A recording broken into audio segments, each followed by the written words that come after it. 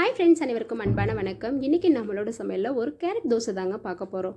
Maximum பார்த்தீங்க அப்படின்னா night டைமில் தோசை சுடுறது வழக்கமாக வச்சுருப்போம். ஆனால் என்ன தான் தோசை சுட்டாலும் கடைசியாக எனக்கு ஒரு வெங்காய தோசை போட்டு கொடுங்க ப்ளீஸ் அப்படின்னு சொல்கிற வீட்டுக்கு நிறைய வீட்டை நம்ம பார்த்துருப்போம் இல்லைங்களா? அப்படி கேட்கும்போது இந்த மாதிரி நீங்கள் செஞ்சு கொடுத்து பாருங்கள், செமையாக இருக்கும். ஃப்ரெண்ட்ஸ், ஒரு கடாய் வச்சுக்கலாம். தோசை மாவு ஊற்றிக்கலாம். நறுக்கி பொடிசாக எடுத்து வச்சுருக்கிற வெங்காயத்தை தூவி விட்டுக்கலாம். கழுவி துருவி எடுத்து வச்சுருக்கிற கேரட்டையும் நல்லா தூவி விட்டுக்கலாம். கூடவே கொஞ்சம் கொத்தமல்லி தலையும் தூவி விட்டுக்கலாம். ஃப்ரெண்ட்ஸ், நான் சாம்பார் தூள் தூவி விட்டுருக்கேன். உங்களுக்கு மிளகாய் தூள் வேணும்னாலும் நீங்கள் தூவி விட்டுக்கலாம் காரத்துக்கு.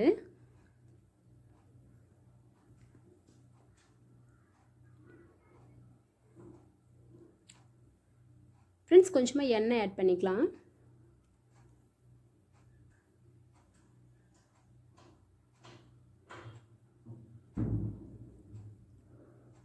பாருங்கள் ஃப்ரெண்ட்ஸ், எவ்வளோ யம்மியாக இருக்குன்னு சொல்லி. ஃப்ரெண்ட்ஸ், நம்ம சேனலை இப்போ தான் ஃபஸ்ட் டைம் பார்க்குறீங்க அப்படின்னா மறக்காமல் லைக் அண்ட் சப்ஸ்கிரைப் பண்ணிவிடுங்க ஃப்ரெண்ட்ஸ்.